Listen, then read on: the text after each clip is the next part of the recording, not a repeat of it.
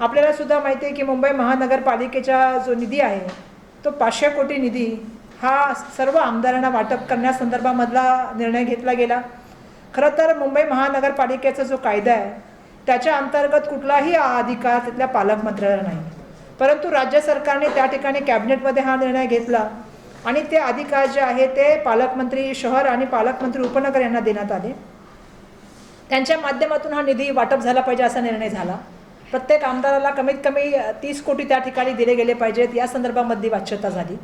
परंतु जर आपण बघितलं असेल जे आजच्या माहितीच्या अधिकाऱ्याच्या माध्यमातून एका न्यूजपत्राने एक न्यूज दिलेली आहे आणि त्याच्याबद्दल विधानसभेमध्ये असेल किंवा रस्त्यामध्ये असेल त्या ठिकाणी न्यायालयामध्ये असेल दाद मागण्याचा आम्ही प्रयत्न केलेला आहे आणि आमचं म्हणणं सुद्धा तेच आहे की सत्ताधारी पक्षामधल्या म्हणजे भाजपा आणि एकनाथ शिंदे गुटमधल्या आमदारांना त्या ठिकाणी निधी देण्याचं काम झालं आणि जे विरोधामधले आमदार आहेत मग जे काँग्रेस पक्षामधले आहेत किंवा उद्धव ठाकरे यांच्या ग्रुपमधले आहेत त्यांना कुठलाही तऱ्हेचा निधी त्या ठिकाणी देण्यात आलेला नाही आहे।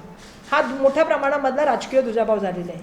जेव्हा की हा पैसा जो आहे हा काही राज्य सरकारचा नाही आहे, या पैसा म्हणजे सत्तेला वापर करण्यासाठी नाही आहे, हा मुंबईकरांच्या कष्टाचा पैसा आहे, मुंबईकरांच्या घामाच्या माध्यमातून टॅक्समधून झालेला निर्माण झालेला हा पैसा आहे। खरं तर तो मुंबईच्या विकासाला खर्च व्हायला पाहिजे होता अशी आमची अपेक्षा होती। ज्या ठिकाणी या निधीची आवश्यकता आहे त्या ठिकाणी हा निधी वापरला गेला पाहिजे ही आमची म्हणणं होतं। स्वतः आमदार म्हणून आम्ही सगळ्यांनी म्हणजे काँग्रेस पक्षाचे असतील किंवा उद्धव बाळासाहेब ठाकरे गटाचे असतील या सगळ्यांनी त्या ठिकाणी ज्या वेळेला फेब्रुवारीला बजेट सादर झालं आम्ही मार्चमध्ये जाऊन आमच्या कामाची लिस्ट त्या ठिकाणी दिली। मग आम्हाला सांगण्यात आलं की आपण पालकमंत्र्यांना द्या। आम्ही पालकमंत्र्यांना सुद्धा ती लिस्ट दिली। पालकमंत्र्यांना स्वतः व्यक्तिशः मी जाऊन भेटले आणि मी त्यांना विनंती केली त्यांच्या बंगल्यावर जाऊन की हा निधी तुम्ही लोकांच्या गरजा बघून दिला पाहिजेत।